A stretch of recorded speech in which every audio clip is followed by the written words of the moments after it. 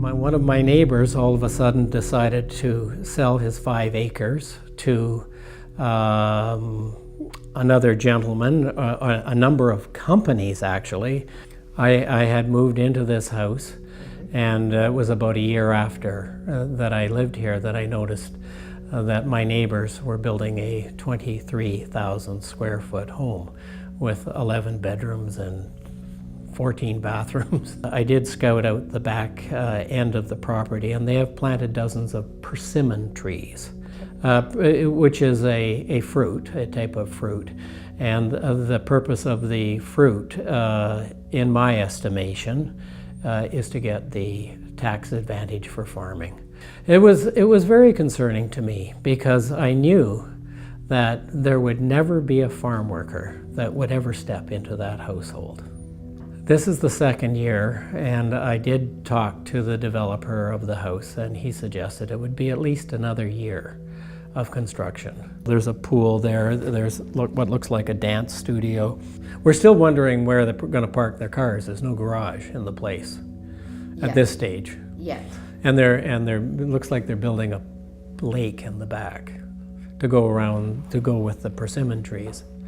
And over time, I noticed, quite to my surprise, that all the traditional farmland and the farmhouses were being transformed into these huge, huge mega homes. And I thought, wow, this is very unusual, because there appeared to be very little traditional farming going on in these properties. As you can see, the last time I was able to look in there through the main doors, it's going to be a spectacular entranceway.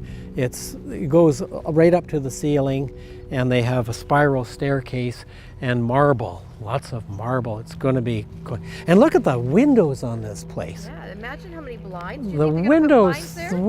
These windows are unbelievably expensive. I mean, there's no cost problem for anything that's happening here. But the big question is, where do you put a car? There's no place for a car. People have told me they think it's a dance studio. I don't know, but it'll be an entertainment room. Let's just call it an entertainment room. They've got Has the fence always been up? The fence, oh yeah, because there's a fortune in the materials they're using in here are extraordinarily valuable. So that the security around the place, right from day one, was first class. Mm-hmm. Yes, they've got a good fence. There's a significant setback, and you can see over there they've started growing the trees. So they're going to have these trees will grow very high. Ultimately, it'll block out Wash World, and the setback is significant. So they're going to have what looks like a lake. It looks like an artificial lake, although it could be what they have to build for a septic. I don't know what the heck it is. The farmers, I ask all the farmers around here who know everything, like what's going on. They can't figure it out. And if you got a house like this with all those bathrooms, the system, they must have some remarkable septic systems working. Some of the properties over there, they've built them up to make them look more spectacular. You know, it's like a castle, you know, the higher up, and then all you need is a moat. And it looks like they started the moat on the other side. And of course the persimmon trees, you can see where they've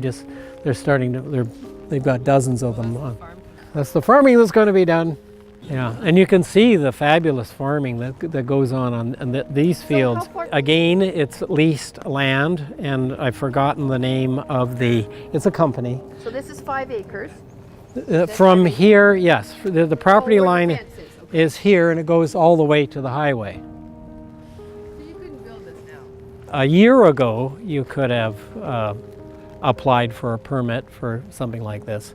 Oh, the McKinney house. I love the homemade mail delivery system. I think that's fabulous. Look at that. There are a number of properties that are in the 20-odd thousand square foot range, but I have been told by city staff that they've had requests for homes up to 41,000 square feet that have been rejected, basically suggesting that it could have been a lot worse. And 21,000 is, was sort of a compromise. That was, at that time, the largest they were allowing. They're being flipped on a very regular basis. I had asked the head of Farm Watch to come by, who knows all the facts and figures. And one of the counselors he's a farmer and very opposed to these mega mansions, has kept records of all the farmland sales,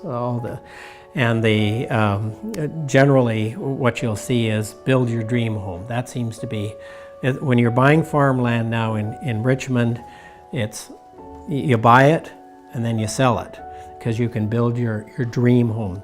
And they'll talk about tennis courts, they'll talk about having a pool. You can have everything, and you can have now 11,000 square feet of property.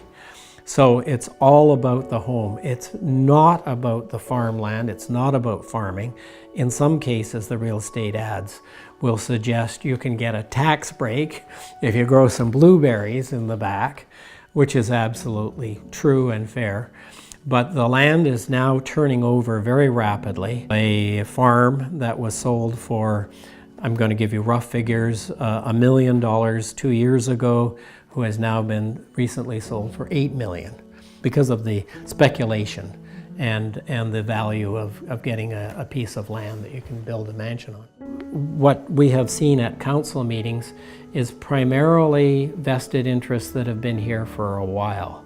What we haven't seen, and is really out there, is foreign capital that's moving in. There is this could well be foreign capital. We don't know. But I know for a fact on other areas of Richmond, Asian foreign capital has come in and is buying up these properties. But interestingly enough, they have not made, and I think it's for clever political reasons, they have not made their voices strongly heard at council meetings. Because I think the local farmers are doing it for them.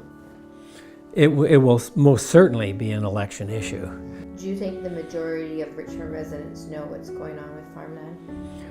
No, there's not a chance that they know. I mean, it's a municipal political issue. And I was as guilty as the average Richmondite. Municipal politics is particularly with the advent of cable news and everything that's going on nationally and internationally with our neighbors. I think that local news gets short shrift, though there's a real community that is involved, but there's a real community that is not. The Richmond News, thank you very much, has indicated that the donations in the last election were astounding, that quite higher than anybody had ever guessed. And so absolutely, the funding for municipal politics has become a real determinant of who's going to get elected. How many empty mansions are in this vicinity? There are a number, and the reason I know that is I'm friends with people who live around the corner from me on Finn Road. And my neighbor who bought his little bungalow about 40 years ago and still retains it is surrounded by mansions.